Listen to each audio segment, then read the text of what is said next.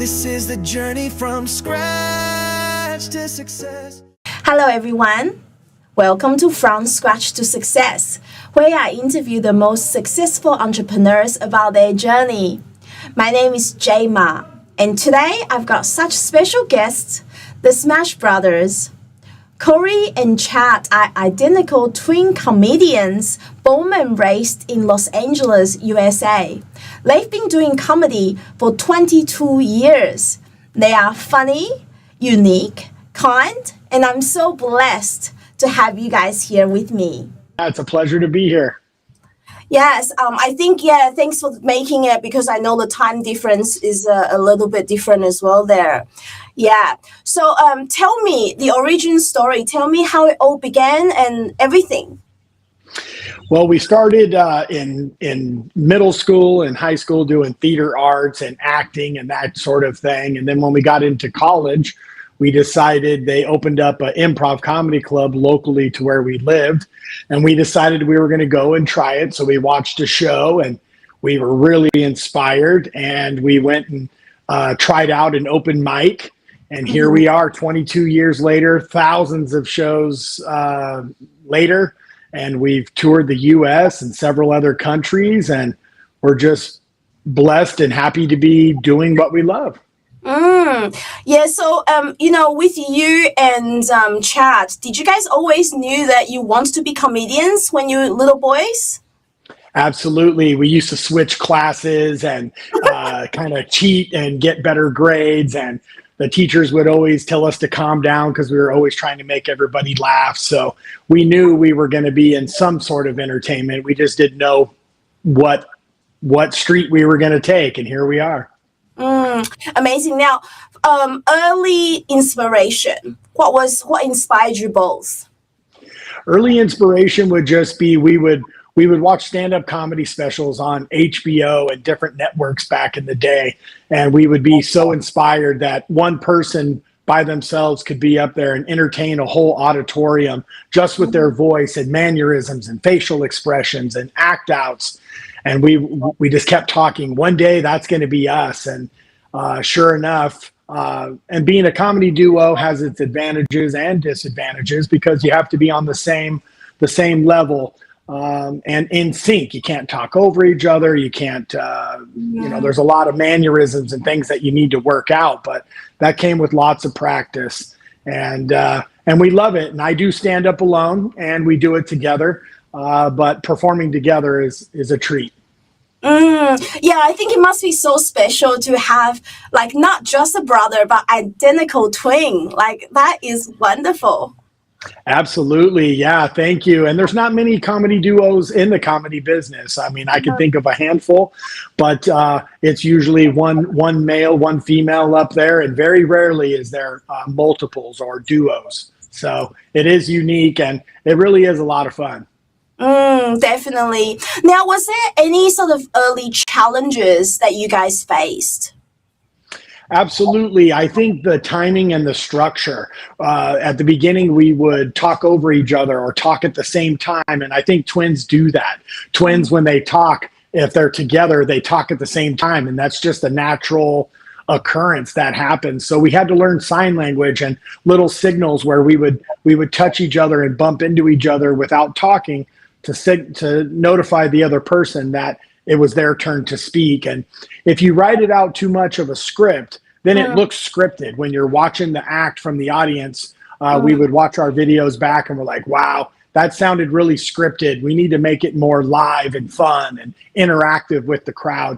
That way the crowd thinks that it was catered to them. They don't really know that was written material. They think it was made up on the spot, and then they feel more inclined to be totally immersed in the performance. Yeah, wow. Now, what would you say is like a crucial turning point in your journey, like both of you? Yeah. That's a great question. Yeah, so we tried out for several TV shows here in the U.S. There was a couple TV shows. One was called Last Comic Standing, and it was on NBC, a big network here in the U.S. And it was a platform to where stand-up comedians can perform like a reality show in the early 2000s. And we performed on that show, and we got kicked off. There were a few rules, and one of them was no cussing, and I accidentally said a curse word, Yes. and then we got kicked off because we failed the mission. You know, they said no cussing, and I just accidentally said one, even though it got a laugh from the studio audience. It was still a negative point, so we got kicked off the show. From that show led us to a producer pulled us to the side, and there was a TV show in the U.S. Called "Are You Smarter Than a Fifth Grader?" And we competed, and they had us on that show, and we were on the first season, and we competed against children, and we found out that combined we're as smart as a fourth grader, you know. So, but that show, we ended up winning a good amount of money in the U.S. It was $175,000. We took those prize winnings and we toured the whole United States, taking really slow paying gigs and getting advertisement out, social media, merchandise. And it really, we invested in ourselves, and it really paid off because it got us to the next level. This business is a lot of rejection, you don't take off as fast as you would hope, you know? And so when there's rejection, and as they say in the business, bombing on stage, it just builds more confidence in yourself to where you could strive for greatness. And that's what we did. We invested and we were striving for greatness, and it took us to the next level.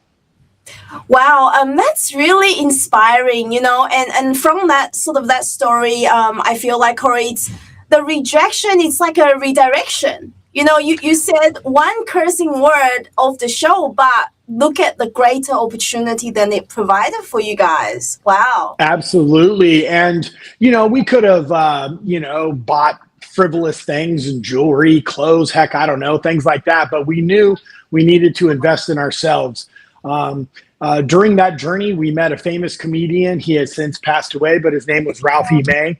And he took us under his wing, and he invited us to tour with him. And we rode on his tour bus. And for 7, almost 8 years, he took us around the whole United States and Canada and Mexico and Belize. Wow. And we just, we were his opening act. And he taught us the business of show business, which we were oblivious to. We had no idea the business part of it. We thought it's just go up there and be funny, but there's a whole business aspect, getting incorporated, taxes, getting LLC, merchandise, trademarks, all these different things that you don't realize that you need to do to invest in yourself. And thankfully, he was so kind and generous, and he took us around, and he paid for our first comedy special, and we ended up on Hulu, and which was great because it was our first time being on a big platform doing comedy, and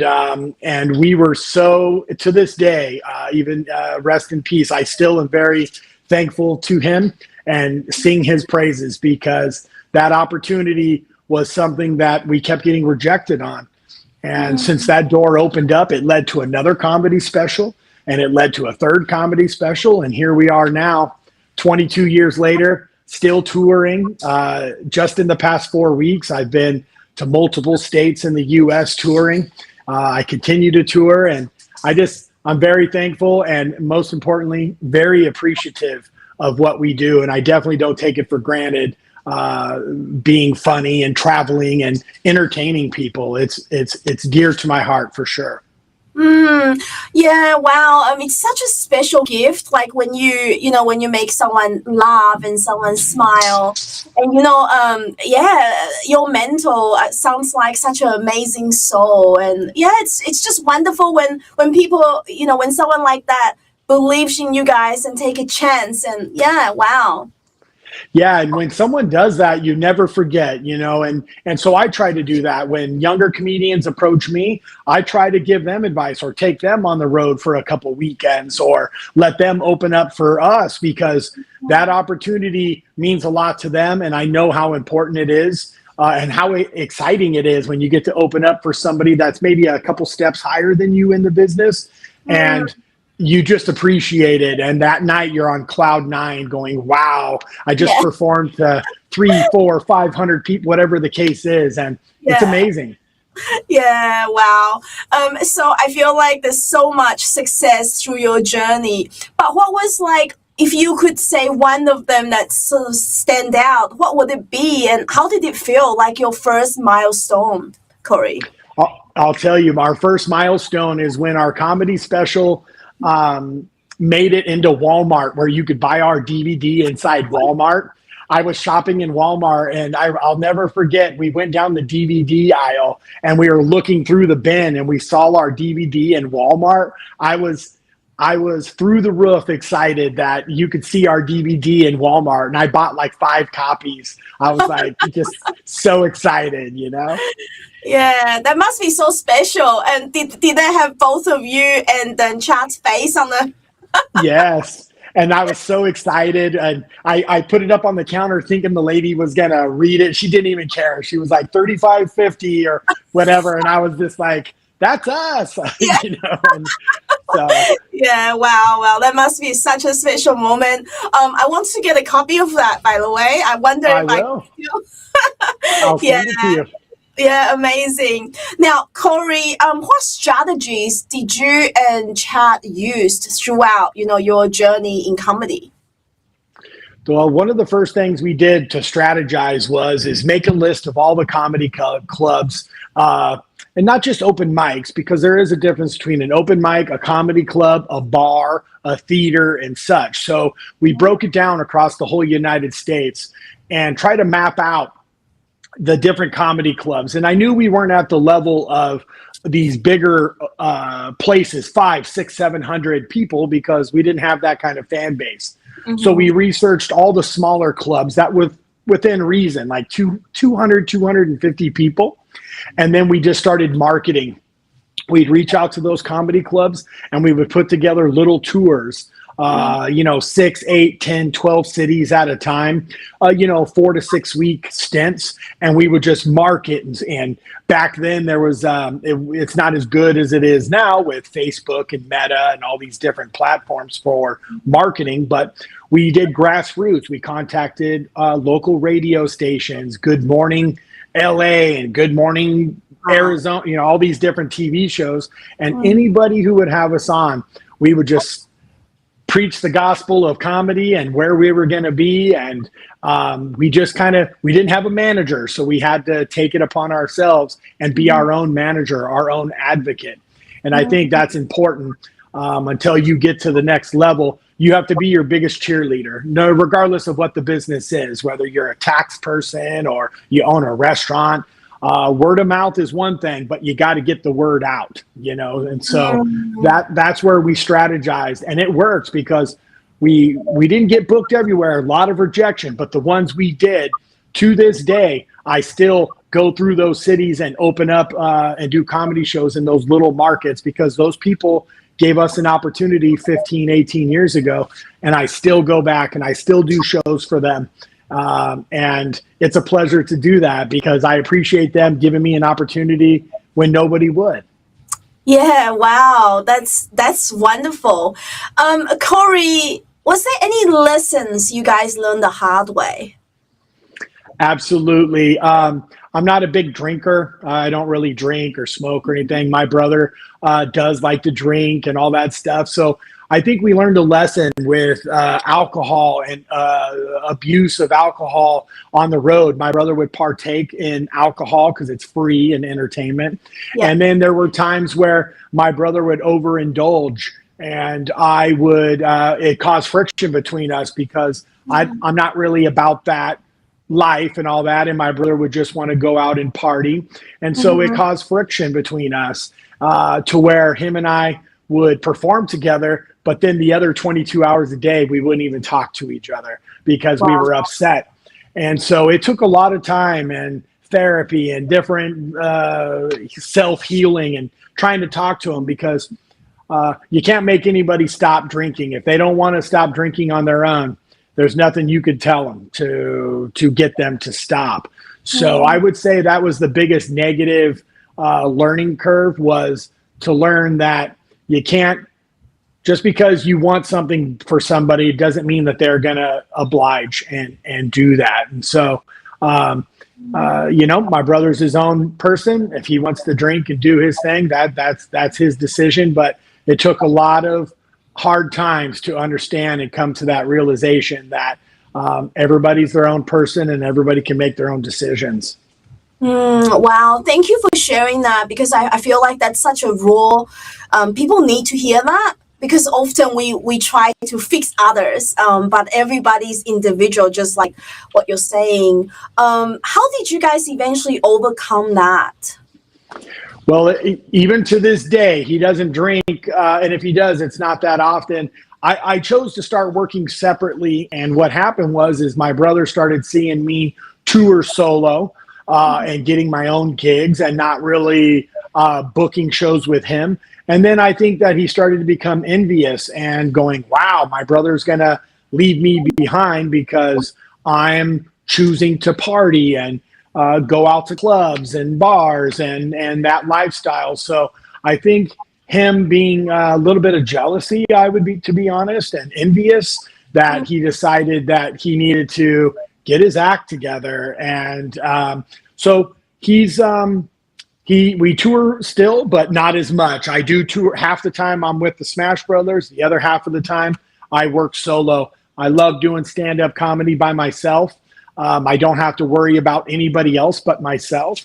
And it's really rewarding to be up there by myself. And that's currently where I'm on. I'm on a solo tour right now. And so it's really exciting to do something and feel fulfilled and gratified for something I'm achieving on my own this time. Wow, from talking to you, Cory, you are so passionate. Like I can feel how much love you have for this craft, right? What keeps you going?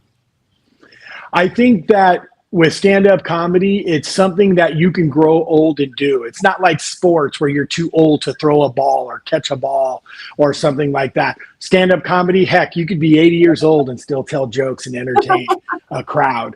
And so I'm just inspired by that emotion of connecting with an audience and taking them on a roller coaster of emotions, from laughter to ooh, ah, all those different emotions throughout a 1 hour performance, that I'm just inspired to film my solo comedy special and just strive for greatness, because the ceiling in Hollywood is so high and so abundant that I'm happy with where I've made it in this career, but there's always room to grow, and I'm okay with that, and I'm just going to keep climbing this hill and just see how far I can go.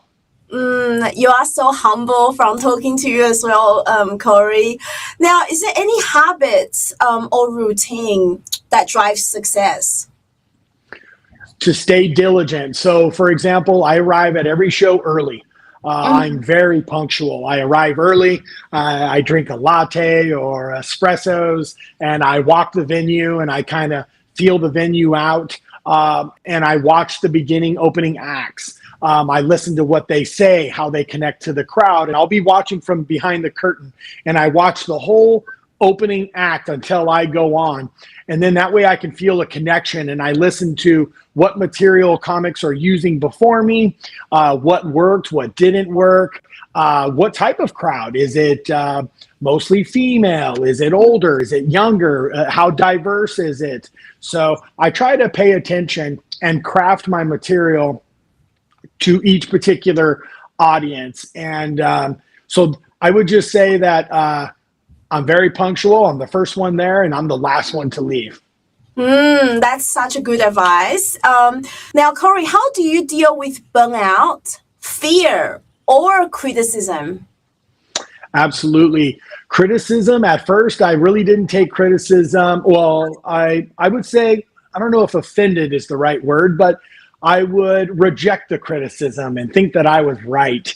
And now I'm open to it. Listen, I record every set with iPhones and everything. There's an audio voice memo on your iPhone.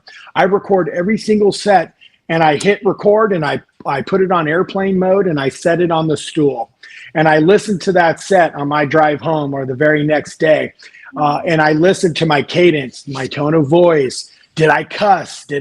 Is there an adjective or break out a thesaurus and think of other words, description, because there's always room for growth, and what works tonight may not work tomorrow. So it did take me a while to hear constructive criticism, but I'm open to it, and I really enjoy it. And I look forward to growth, and that's okay if a joke didn't work today. It just gives you inspiration to figure out a way to get that joke out and rewrite it 2, 3, 4, heck, 5 times. And then when you finally get that roar or applause, there's nothing more rewarding in this world than feeling adored and just laughed at, you know?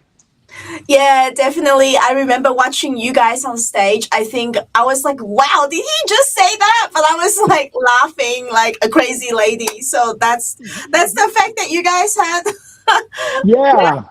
And that's the thing with comedy too, is there are no rules, there are no boundaries, anything goes, censorship or anything. Comedy is meant to unleash like all your opinions, and we don't talk politics. I don't talk religion ever. I never touch those 2 topics in 22 years. Never, ever, ever. Other people do.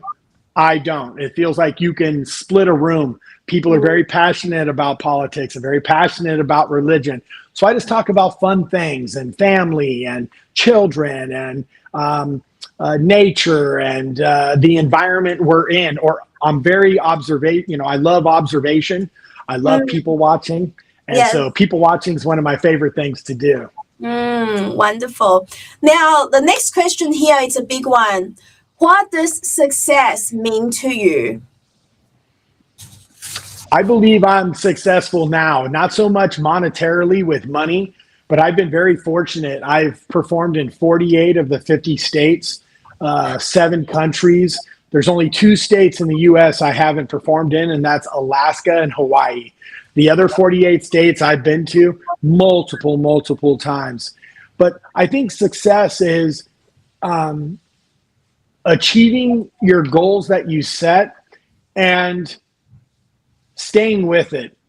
Yes, there's a lot of rejection, and I think people give up easy. You know, they face hard times. Those hard times and that adversity, the bad times don't last. And strive for the next goal, you know, and I think that if you stay driven, anything's achievable. You just have to stay driven. I love that. Cory, the next round is a power round. So quick, short answers. Are we ready? I'm ready. Perfect. A book or podcast that changed your thinking? I would say there's a podcast called the Joey Diaz, The Church of What's Happening Now. Thank you. Best advice you've ever received? Silence is golden and silence is okay. What's one thing you wish you'd done differently? It goes back to criticism. I wish I would have took the early criticism better. Okay. If you were to lose everything, what would be your first move? If I lost everything, I would strive for happiness, whatever it took to be happy, whether it be an apartment or living in a car or living on the beach, just to be happy, because without happiness, it doesn't matter where you live as long as you're happy. That's beautiful. Now, so what's next for you? Well, for me, I'm going to, I'm recently getting into my own podcast, and I'll be debuting that in the next 60 days. And I'm really structuring a new comedy special of my own. I have 3 others that I've done with my brother, but I'm currently working hard on my 1 hour of material. And I hope to record my new comedy special in October or November and then shop it around to the networks. And if I can do that, I will be on cloud 9, because that's something that I have achieved on my own. And I will feel really rewarded to get that accomplished. Wow, I'm so excited. I'm so excited for you. It sounds amazing. Thank you. You're welcome. Cory, so future goals and dreams, is it related to what we've just spoke about?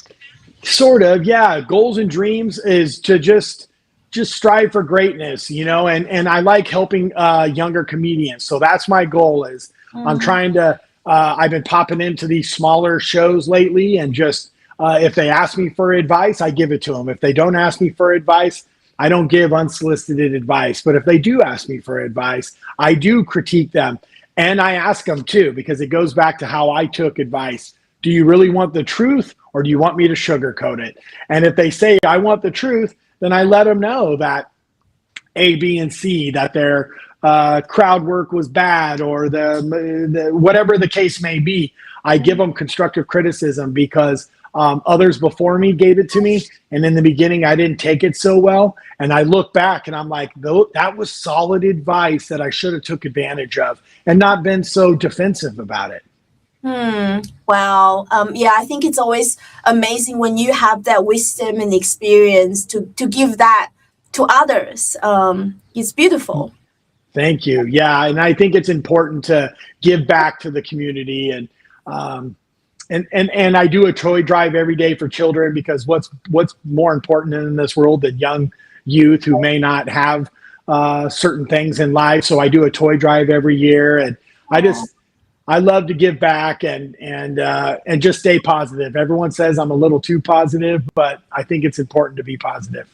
Definitely. I think that's the way. That's the way. Definitely. Yeah. Yeah.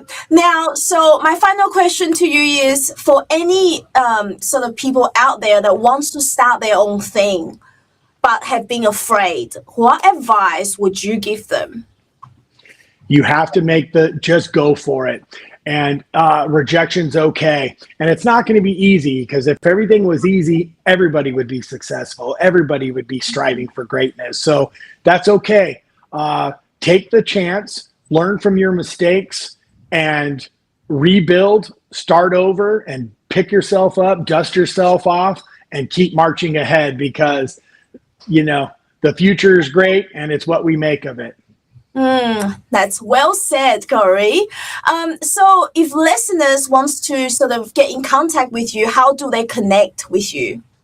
Great question. Thank you. It would be the @ and then Cory, the letter N. I'll spell it for you. It's CORY, the letter N, CHAD. Cory and Chad, all platforms.